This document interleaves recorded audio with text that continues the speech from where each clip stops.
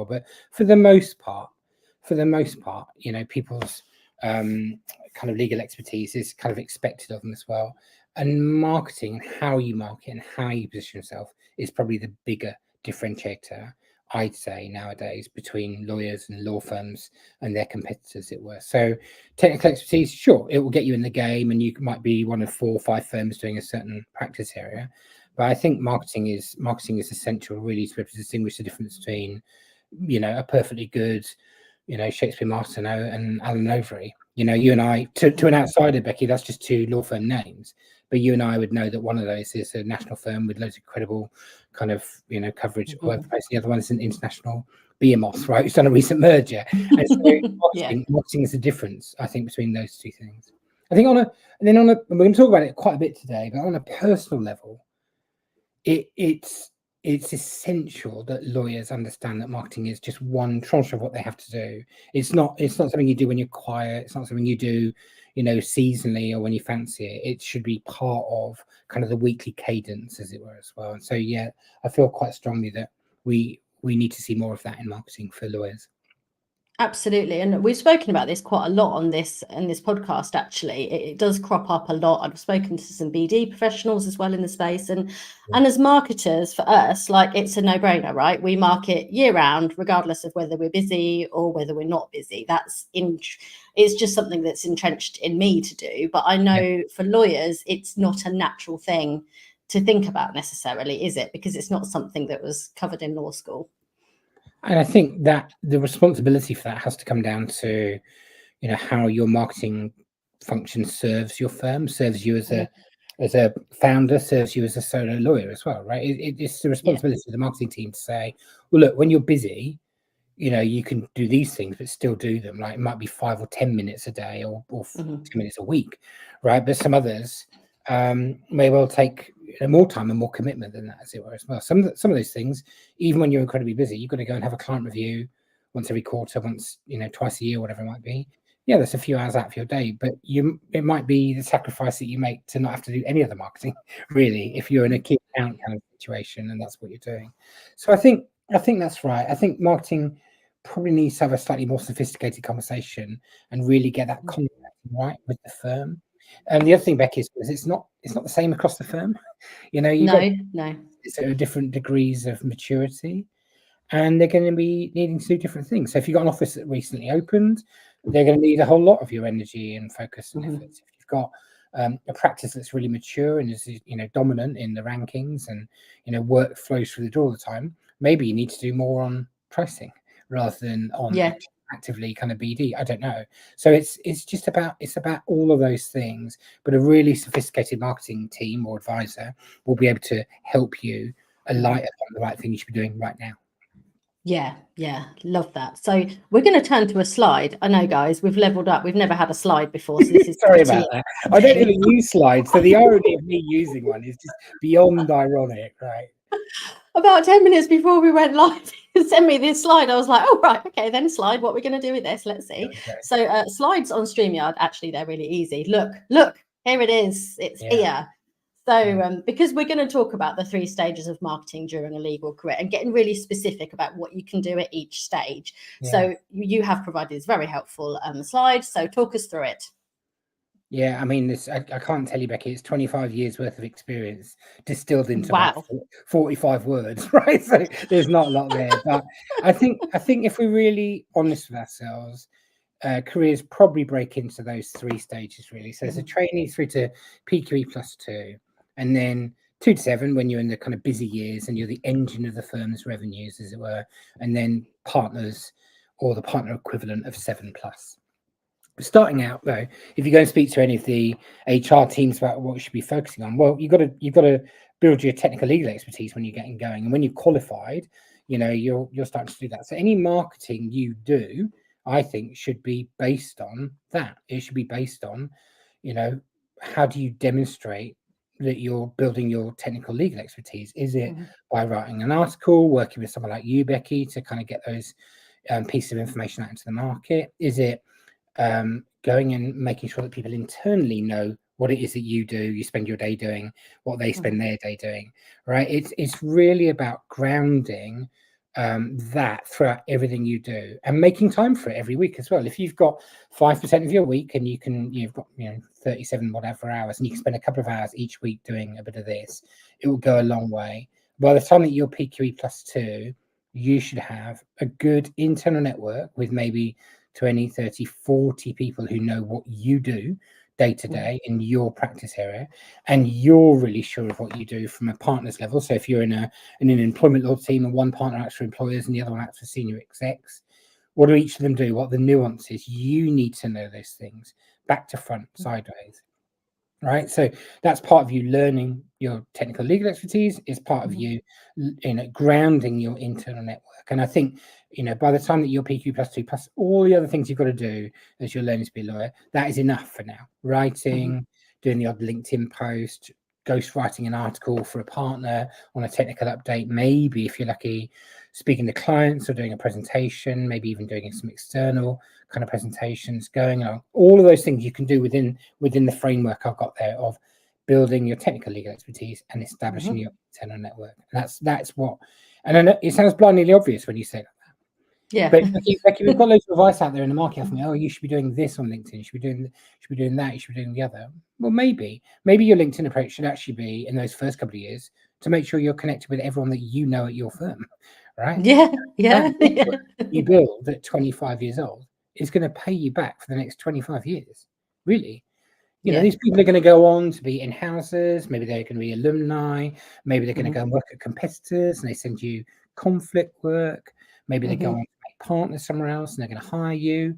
There's loads of good reasons to build that network and really kind of maintain that network and demonstrate your technical legal expertise time and again. Yeah, cool. Okay, just a quick question on that stage. You mentioned about perhaps writing an article, ghostwriting an article for a partner. Yeah. In your experience, because I know I've had experience of this, do the law firms that you work with have any idea really why they're writing articles in the first place? Yeah, it's a mixed bag, I'd say. I think there's a mixed bag. Some people, I think it's a little bit performative, and they do it because they feel as though they have to do it. But if you can start out with an expert like you or some of the guys that work with me, we think, okay, who are we writing for? What do they already know? What do we want them to know by the time they've read this or engaged with this? And if you keep it really simple, who are you writing for? What do they know? What do you want them to know? You can't go too far wrong there, as long as those things are actually serve the client or serve that reader. So, Becky, I think firms aren't always great at answering those questions, and we both know they're not, because I've ordered enough websites that tell us there's this huge long tail of content doesn't get any impressions at all. So that's clearly. But I think what's going on there is that a lot of the time we create new content. Whereas these trainees to PQ +2, what if you just went back and reviewed the evergreen content? What if you went and looked again and thought, that was a really successful 2023 guide to directors' obligations. I'm going to update it for 2024. Well, wonderful, right?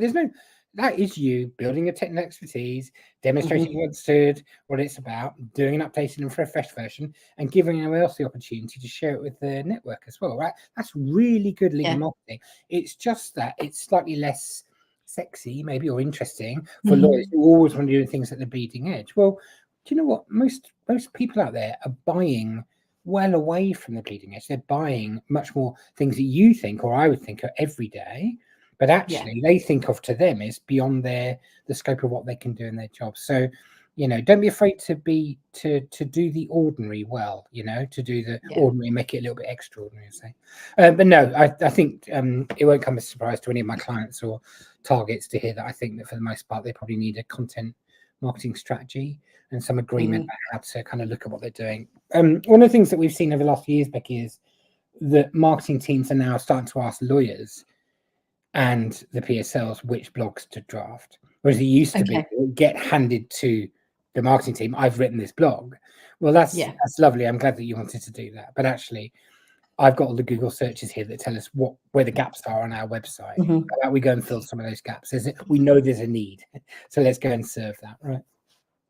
Yeah, definitely. I hear that a lot, we're writing articles because we feel like we should. And I honestly think unless you're answering those questions that your prospects are asking, unless you're giving something relevant, you know, there's really not much point in spending a load of time, especially if you're not a natural writer, to do that. So I think having a little bit of data behind you to understand what people are actually searching for and what their questions are, and, you know, honing in on those frequently asked questions as well that your clients are always asking you. You know, is there a process they're not sure about? What is it like to work with you? Like all of those kind of worries and concerns, they're really good as well for content to create. Yeah, I couldn't agree more. I think that maybe even just delving a bit more into the FAQ section. So you're writing a blog, you're at this level, trainee to PQ+2. You've got a supervisor who's in the next bracket above you. If you look down to the bottom of their list, they've got to establish their external network. Okay, let's think about that for a minute. I'm going to write the article, or maybe I'm going to use Becky to help me write the article, right? I'm going to do that as this trainee to PQ+2. Going to add a list of FAQs that I think are in sketch. They're an idea as to what's going to be put into the piece. I'm going to say to my supervisor, do you want to send it to your client or your target and ask them, are there any other questions that they want adding to that list as well? And once you do that, that turns it from being a Marcoms exercise into being a BD exercise, because you are thinking about your client's needs, asking them a question, getting in touch with them, you know, just because, right, you're off the clock. And clients love that. They love being asked those questions. And what they really don't love is having it done to them, right? They like them maybe, or for them, but they don't like it being done to them. So just like, let's think about that. And so I think for those mid-rankers there, should we move on to that tier? Yeah, let's. Obviously, look, you're going to deepen your technical legal expertise. We'll come back to that in a sec. Use your internal network. Okay, what does that mean? Well, we'll come back to that a bit more. But I think fundamentally, once you've got people who work in different areas, we've got these Venn diagrams of overlap that suddenly get very interesting. I'm a you know, a finance law expert, and you're a, I don't know, entrepreneur expert, and then we put those two things together, and we can talk about a subject matter in a way that other firms find it hard to replicate. That's really interesting. And those I call it sweet spot marketing, really hard for other firms. And if you reduce the competition down to 4 or 5 firms, there's more than enough work for everyone, Becky, right? If you can really stick to those sweet spots, that's it. It's more interesting, isn't it? You want to read an article that's about, okay, more, it's a bit more reflective of, you know, what's going on in the real world. You know, how should you apply ESG in, you know, the technology sector, in, you know, the EU or whatever. That's there's 2 or 3 things interplaying there. So using your internal network can be loads of different ways. Maybe you're going to go to things together. Maybe you're going to go to an event together with someone who's a buddy. Maybe you're going to go, but write an article together. Maybe you're going to go to the private equity team, and you're an employment lawyer, and you say to them, I'd like to come and talk to your guys about doing employment law. You'll be the only employment lawyer in the room. And they're all like, they get to engage with something interesting, new, different, or something practical for them, right? Look, this is how to deal with restructuring these portfolio businesses of yours, whatever it might be. You're of more interest to that room than you are going along, I think, than hanging around with 200 other employment lawyers talking about exactly the same thing. So internal networks, really important. I think what am I hinting at but not saying there? A lot of people come to me and say, how do I network later on? And they want to know how to do it on point 3 here, and then beyond when they're at partner level. And the answer is, I think you've got to establish some of those skills internally first. If you go and network with people, you know, Becky and I just sitting having a chinwag before we came live and chatting to each other, whatever. But the more natural those conversations are, and you're used to asking questions and listening to the answer and thinking about what they're saying and ask them another deeper question on the back of it, the more comfortable you'll feel, I think, when it comes to doing that externally as well. And you'll realize that the vast majority of networking is actually about asking an interesting question, genuinely listening to the answer, and then engaging with people about their, or is that a worry at the moment? Is that a concern? What have you done about it? Have your lawyers reacted to that? Have you, whatever, right? Those follow-on questions that you would have, copywriter, I would have as an ex-journalist. You know, we ask interesting questions. So it's sort of like practicing with your internal network. So you're establishing them first of all, then you're practicing with them, and then you're getting your skills sorted for networking when you actually go out into the wider network. And maybe even, like I say, take them with you. If you're you know, if you're an employment lawyer and a private equity lawyer, you both go off to the same event together, you're always going to have something to talk about with people in the room, whether or not they're a portfolio company or the acquiring party, right? It doesn't matter. Or the owner who's looking to sell. It doesn't matter who you meet, you've got something to talk about then. Oh, that sounds like more one for Becky than for me, and here's why. And the other thing that's people don't do enough of us. Well, it's really nice to celebrate our colleagues and their expertise. So if you go and do that, and really you just celebrate and you shine the light on your colleague, and they do the same for you as well, people warm to that. They like that as well. So yeah. And look, back to number one on here, deepening your technical legal expertise. I mean, I'm not a lawyer, and I worked out about three weeks into my legal degree I wasn't going to be a lawyer, right? That was really my thing. But I've worked with lawyers for 25 years, so I can only hint at what you might do in this area. But any marketing opportunity that does allow you to deepen your technical legal expertise in those early years, I think it's really important to grasp it when you can. And even if you're worried, or somebody asks you to do a speech publicly, talk at a conference, or host a panel, or anything that scares you, I think it's probably only going to scare you the first time, Becky. Right? It's going to be something that you look at and think, okay, now I just need to get through that, because on the other side of that fear is everything you want in life. Really feel that. So if you can embrace that and just say, I'm not scared of the thing, I'm scared of not knowing how to do it. That just sounds like something I can do some L&D on. I can go and get some help, some training, whatever it might be.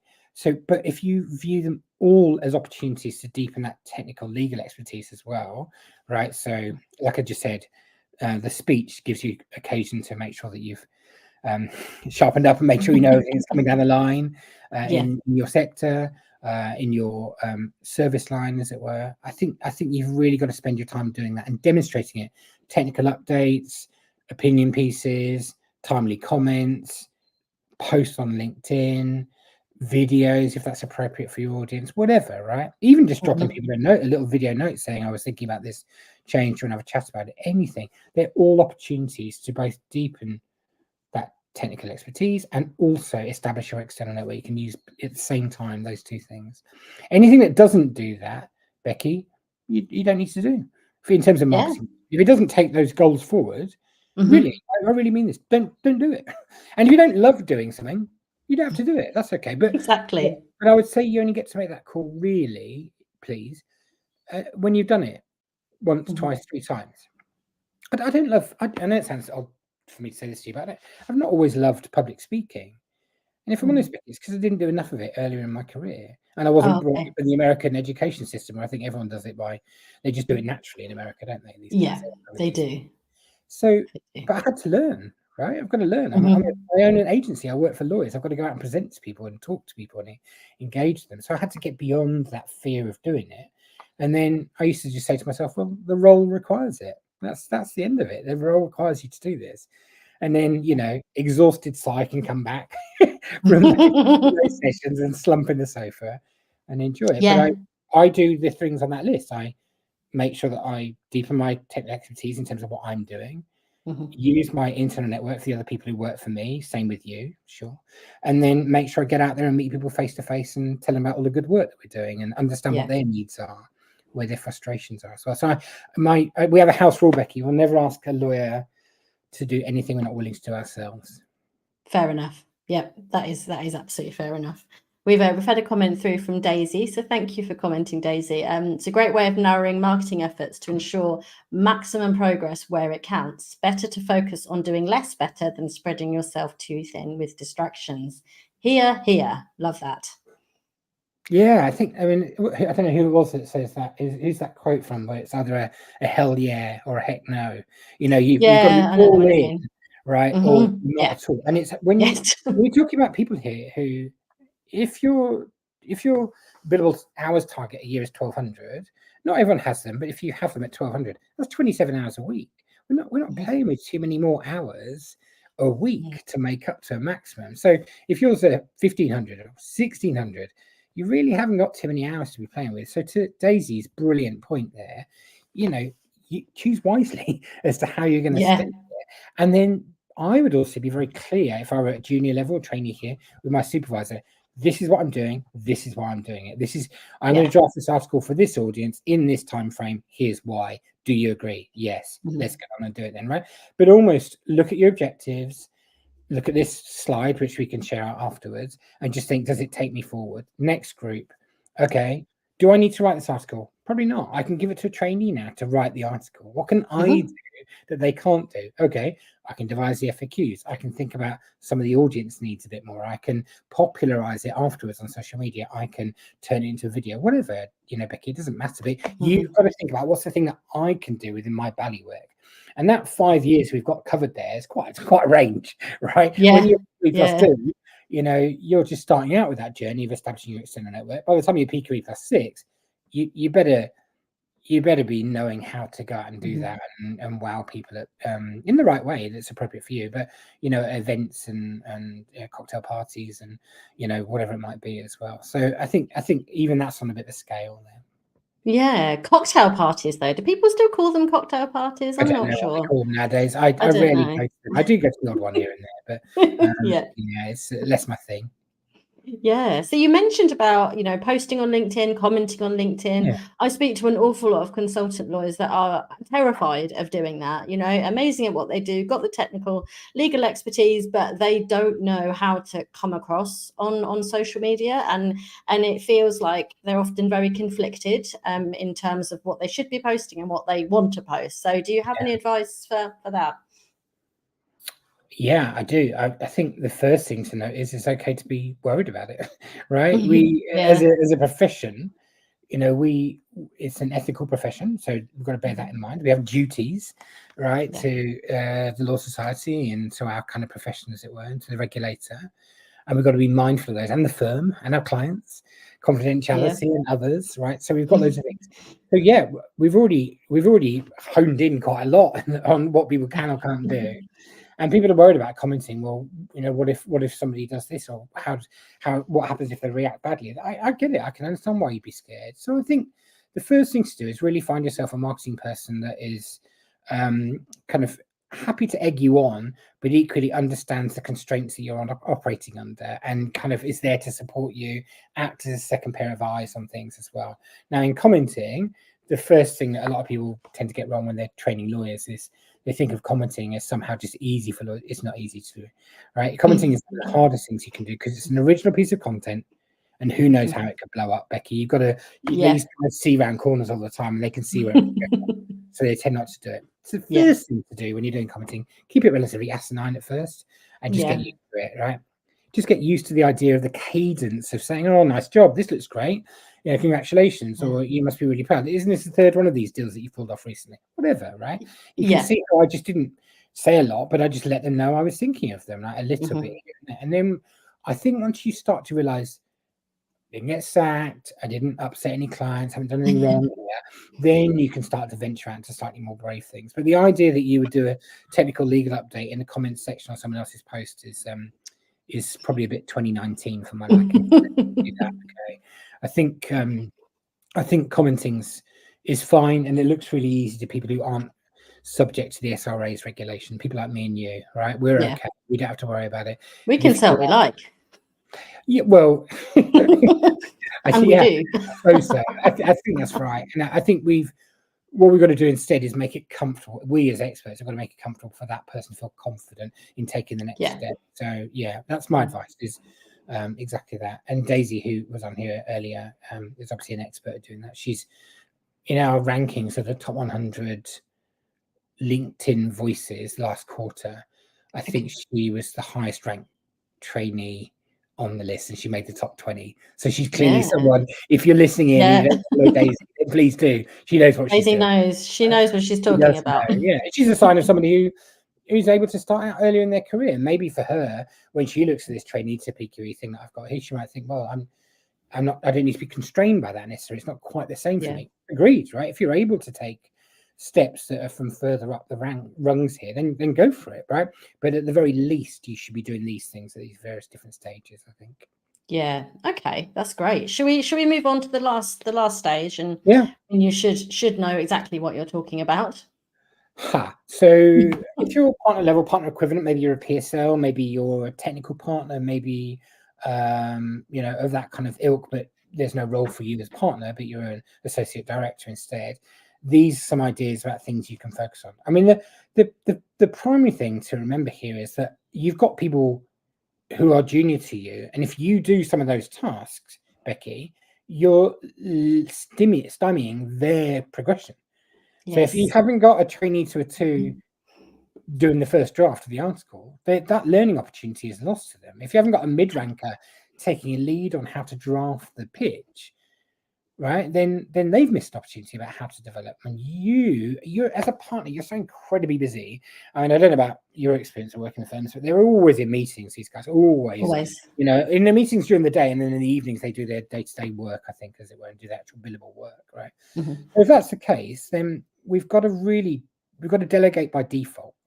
Got to get things away from us as much as possible in the junior marketing things, and then remain a level above it so that we can still check it, make sure it's got a sanity check and it works with the brand and what we're trying to position ourselves as.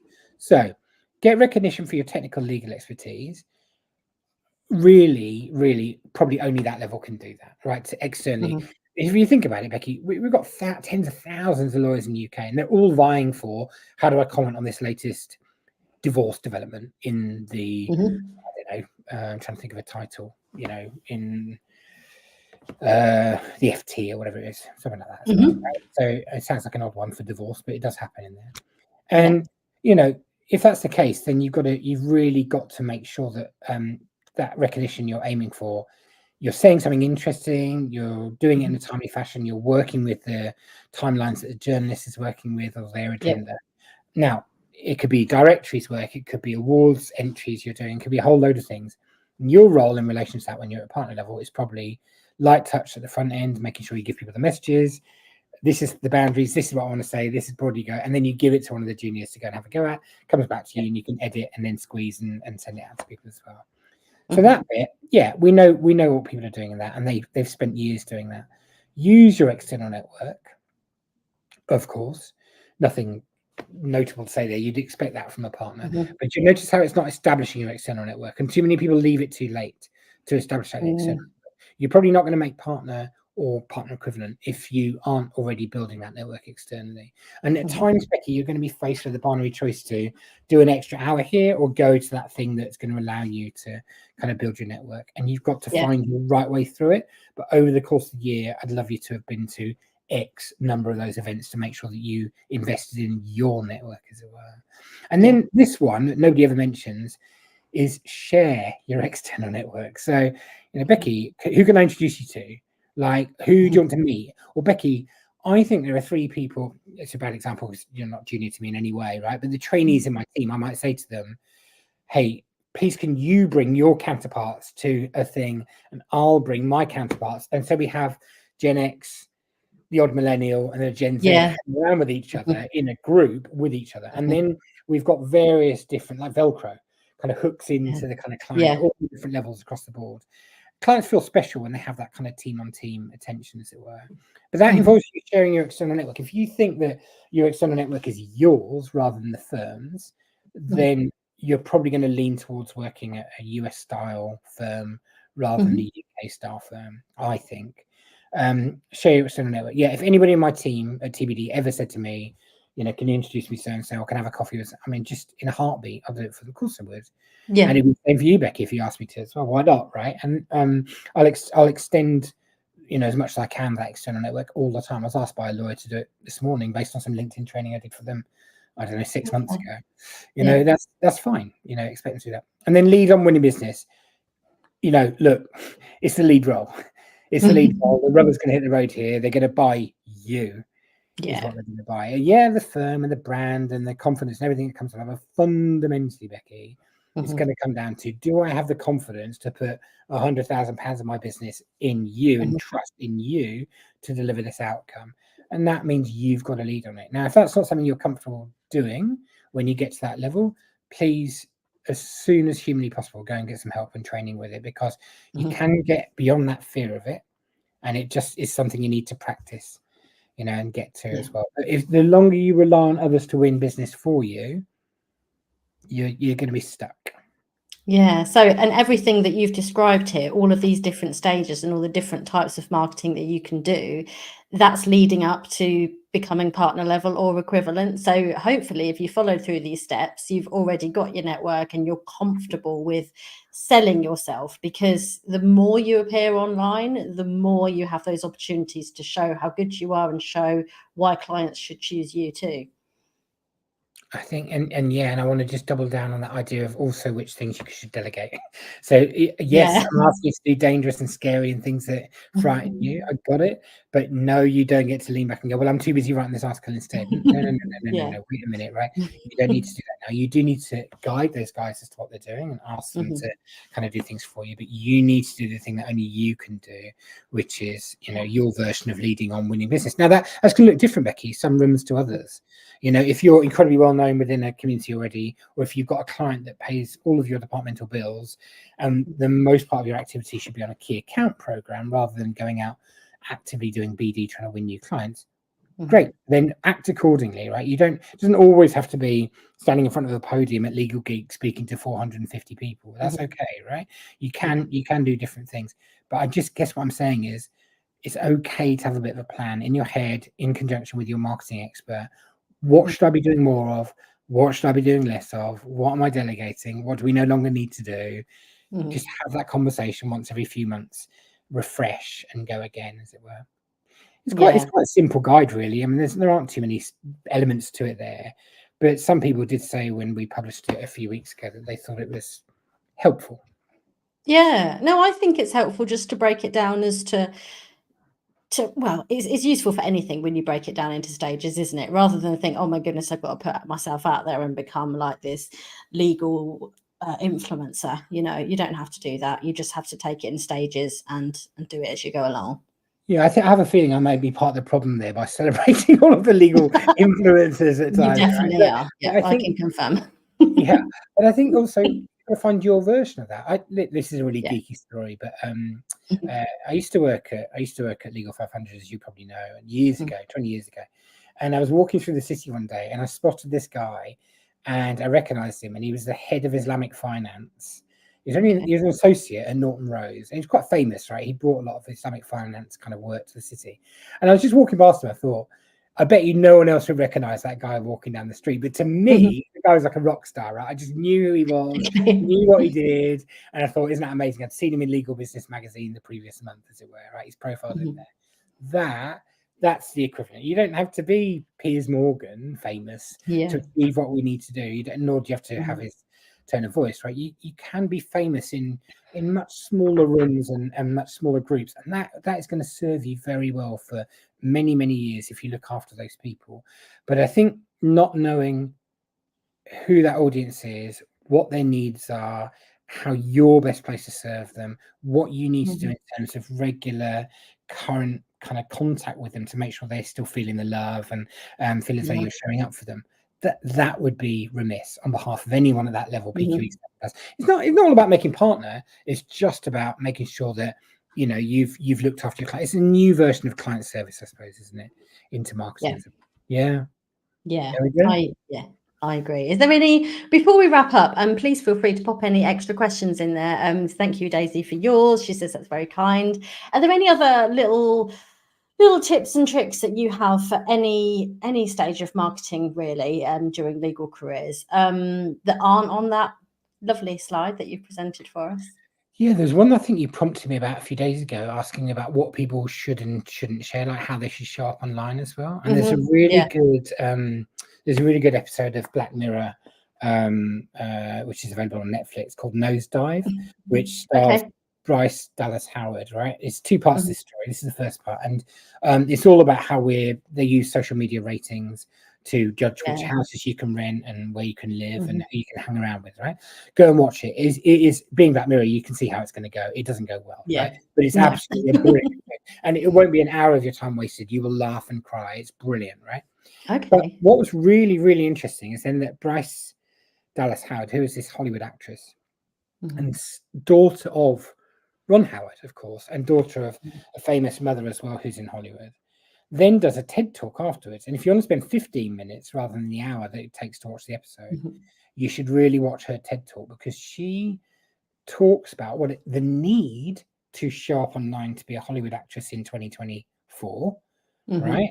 And equally, she had a childhood that was invaded in terms of the privacy and everything because of who her dad was, now famous Ron Howard is, right? So she does this amazing talk about that need to balance those two things. And so when lawyers ask me, how should I show up? I say to them, you've got to choose the letterbox on your life that you're willing to show other people, right? And almost the proximity of the audience can take that letterbox about how much they can see through into your life. Can you just see a little bit like this, or are you up close and you can see a bit more?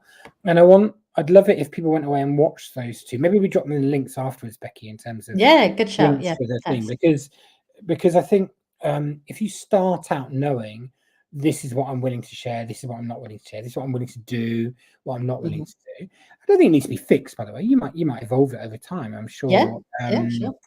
If I look at some of the incredible people, Justin France, A&O, or Jen Shipley, they didn't start out thinking, or Joel Shen, or whoever, like all these guys who are incredibly famous voices on LinkedIn nowadays. They didn't start out thinking, I'm going to share all the aspects of my life that they do today. I guarantee it. But what they did is they took the various different steps that convinced them it was okay to do that. At some point, Becky, the very upper echelons of those, and they are influencers, some of them, they have to take a decision about what they're going to campaign on. What is it that bothers them? Justin, kind of DEI, LGBTQI plus kind of campaigning within the legal sector, within a Magic Circle law firm. Great. Jen, future lawyers, alternative routes into the career, and some very deeply, I won't spoil them, go and have a look at her posts on personal posts, things that related to her very much so. Her family life over the last 12 months or so. And you've got everyone, but Patrick from Linklaters, Patrick McCann, these people, they all campaign on something fundamentally when you get to the upper echelons of it. And I think people assume you have to start out doing that. I'm not sure that we all need to be Dana Smith. Right? I think we can start out just saying, I'm gonna do a bit and a bit more and a bit more, and eventually you realize, this is important enough to me. I want to campaign on this thing, and then you go through that point in time. But the steps that are up until then are probably much more within your craft. You can decide what you want to share and what you want to talk about as well. And I think that making that decision now and understanding I'm not willing to talk about my family online, fine, that's okay, right? There's nothing, no one's going to make you do it. And I think it got a bit woo-woo the last few years with some of the LinkedIn trainings telling everyone to do all of that, like it didn't matter, but without really thinking about the personalities that are drawn to be a lawyer, and also the obligations on those people as well, right? So I instead, like you, empathize with those people. They're my clients and they're my friends, and I love them all, right? And I think, well, what can you do? What might you do? And I think it's much more important to look at what's next. Scary, but not too scary, and then you take that step and the next step and the next step, and then we'll get you there. You'll end up campaigning for something. We all do. Right? And you get feedback as you go along, right? So people say, oh, thank you so much for sharing this, that really helped me today, and you think, oh, okay, so maybe what I've got to say does make a difference. So I think it does evolve as you go on as well. I think, and that's probably true actually away to the broader set of marketing disciplines as well. There's a lovely guy in the States who works for DLA Piper called Matt Schwartz. He's near the top of our list as well. He campaigns on kind of mentoring in the legal sector, but please, if you don't follow Matt already, please go and do so, because there's a lot of empathy in his post. He talks about what he's found, I think, is that door opens up for him when he's coaching people, he's being coached, right? He does it for his kids' little league, and he does it for football teams, and he does it professionally as well. He's an amazing human being. He's always got time whenever I want to speak to him for a few minutes. And I think that you can learn a lot just by looking at how those people behave as well. I think it's amazing. He's taken that coaching approach, and LinkedIn happens to be somewhere he talks about it. But he comes alive, I think, when he's doing the coaching in the room or mentoring, whatever it might be. He does a variety of different things for people as well. Ooh, cool stuff. So is there anything that you've got coming up going on in your life that you might want to share with the audience, or something exciting? Maybe 2 or 3 things. So we've got the website carbon report that we released in the back end of Q1 is about to be updated, and that's going to drop next week. So you're the first people to know about that, Becky. Right? I haven't told anyone yet. Breaking news. Look, who knew that websites were so bad for the environment, right? We don't really Who think about knew? it. It's over there Who somewhere, knew? but we need to start looking at it as part of our drive Mhm. for net zero. So that threw up loads of conversations before, and it will do again this time. It Mhm. doesn't make me popular, but it does get us into some interesting conversations. That's one thing. And then Yeah. two, and I'd love your help with this a bit as well, is some voices rightly push back on us focusing purely on the top 200 LinkedIn Mhm. voices a while ago. There were quite a few, in fact. Some wrote to me privately, some asked me to do it over dinner, and then a couple of people just posted about it and said, look, Si, you're missing a trick here by not including Mhm. broader independence in that thing. So agreed, Okay. right? So we're going to do something about that. So starting now, we're collating names of anyone, and the only rules are you've got to work at a regulated, an SRA regulated law firm. I'm Mhm. not going to do unregulated law firms. There are loads of perfectly valid other legal businesses. I've got to just draw the line somewhere, Becky, and it's going to Yeah, be you there. have. Right? But if you're a Mhm. solo, if you're a founder, it doesn't matter, by the way, if you're I'd love it if you're in the finance team at that firm, if you're in the Mhm. marketing team at that firm, anyone. There's amazing things from a few years ago. I don't know if you remember this, but the Lawyer ran this brilliant Twitter thing. It was a World Cup of Twitter, and it was law Mhm. firms competing for each other, all by votes, right? Yeah. And in the final, Bird and Bird was losing with about 2 hours to go to another. They were losing to another firm in the final. It's just two firms Mhm. left in this kind of Twitter poll, as it were, as well. And somebody had the sense to go and speak to their influencer who worked in the print room, who has tens of thousands of followers on Instagram Yeah.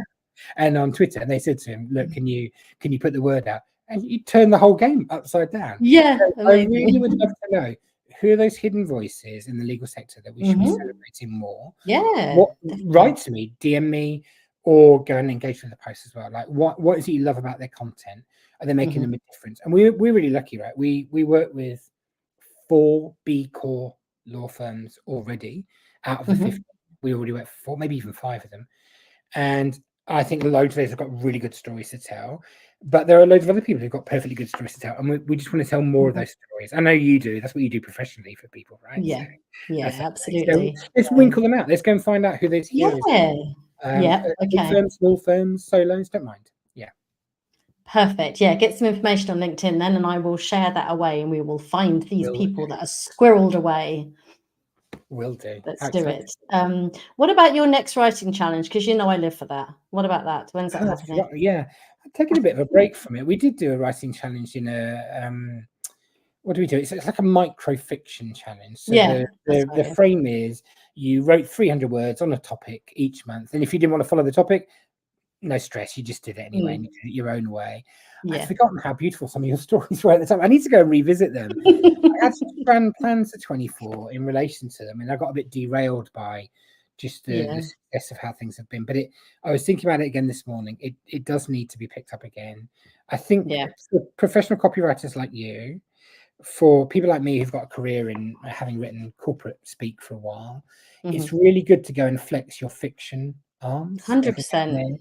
and then I Yeah. think for lawyers, it's really freeing. So John Gregson, who said he was going to come along today, Helen Yeah. Benes, who's a friend of mine and a great legal marketer, a friend of yours as well. I think there are Mhm. loads of voices like that. Who Catherine Hyde, who's a lawyer with her own firm. Those people stepped away from their day job and they took a risk on Mhm. something.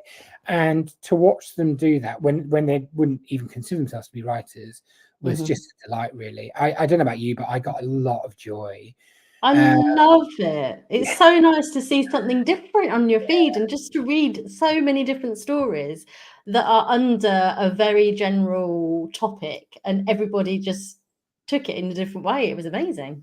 and So good. Sophie in my team, who works on the PR and com side here at TBD, she wrote this brilliant story about little Timmy, and it was just the best thing. Mm. And I said to her afterwards, "You're going to write the book because my daughter Yeah. will be the first person to own that Yeah. book. Right? She's so Yeah. keen. So, people were able to talk to each other in a different way afterwards and network with each other a different way as well. Back to what we were talking about earlier. Sometimes when Mm. you're doing that external networking, those alternative what you're thinking about in terms of the marketing activities you might do. I think Mm. sometimes it is about going and doing something different.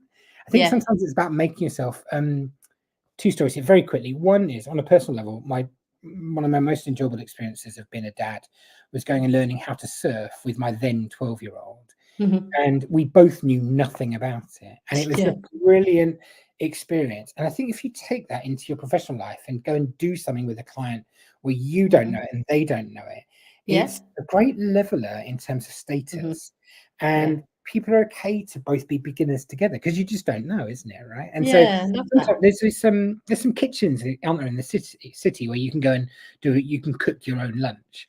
Right. But it's Okay. literally, and I think it's really good for you to go and do that because you're cooking and the client's cooking kind of with you, and then you sit down and you eat together. I mean, name me a better thing than that, like learning how to do something. Nice. I've not heard of this concept before, but I love it. I'll have to dig out details Yeah. for you. Send it over. Please do. Please do. Yeah, amazing. Thank you so much for coming on today. It's been an absolute pleasure, as I knew it was going to be. So lots and lots of good advice. So so next week we had a little break for a couple of weeks actually, but now we are back on it. So for the rest of the year, we've got Kyle Holden coming on next week. He's from Lolly Legal Tech Consulting, and he is chief of story. So he is going to be covering, you'll like this title, Simon, customer acquisition woes for legal tech startups and how to plug the leaks. So that will be a very interesting one. So that event will be popping up next week and you can get registering for it, and it is free as always. So if you know anybody that would like to be sitting in Si's hot seat, please let me know. You've got to be in the legal industry, you've got to be interesting, and I have to like you. Those three things must happen, or you're not coming in. That's it. Sorry. We're booking now into August. We're getting really busy, so that's really lovely. So any topics that you'd like me to cover, any guests that you want me to grab, please let me know. So we'll be here same time next week. Thank you, Simon. Thank you, everybody, for tuning in, and we'll catch you soon. See you soon.